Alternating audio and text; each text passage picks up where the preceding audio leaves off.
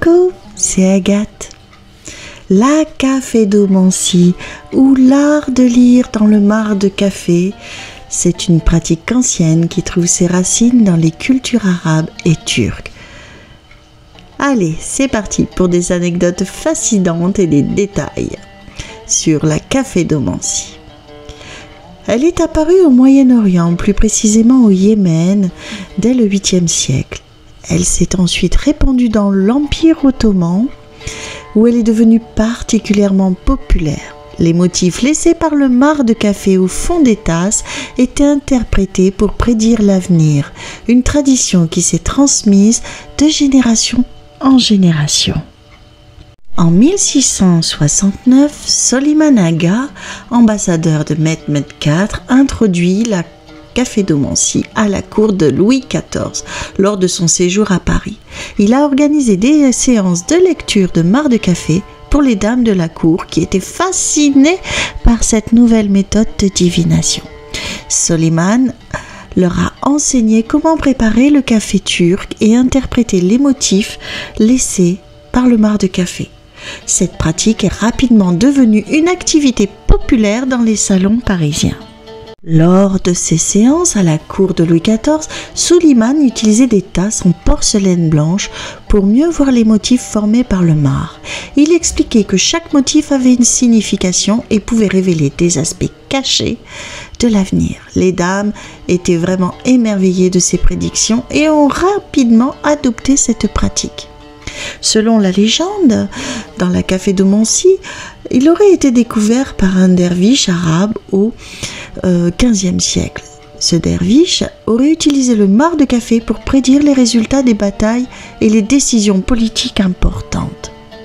Il est dit que ces prédictions étaient si précises qu'il est devenu un conseiller respecté des dirigeants de l'époque. Par la suite, la cafédomancie est devenue une activité populaire dans les salons parisiens. Les nobles, les intellectuels se réunissaient pour discuter des motifs dans leurs tasses et pour échanger sur des prédictions sur l'avenir.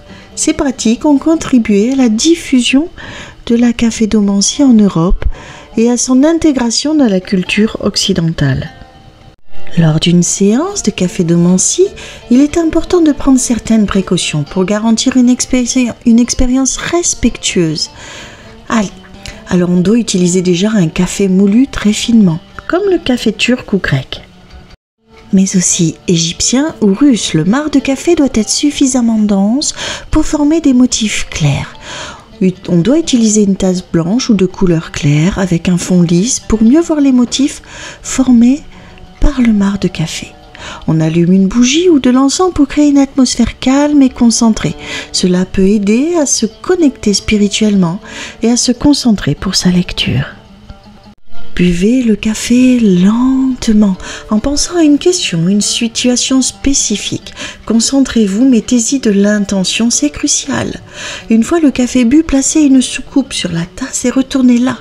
Laissez le marc de café se déposer et former des motifs. Prenez le temps d'observer ces motifs dans le marc. Ne vous précipitez pas pour l'interprétation. Ayez à portée de main, si vous avez un guide de symboles pour vous aider à interpréter les motifs. Les symboles peuvent varier en signification selon leur position dans la tasse et les autres motifs environnants. Respecter cet art divinatoire, c'est l'aborder. Aborder la cafédomancie avec respect et sérieux. Évitez de la traiter comme un simple jeu ou distraction.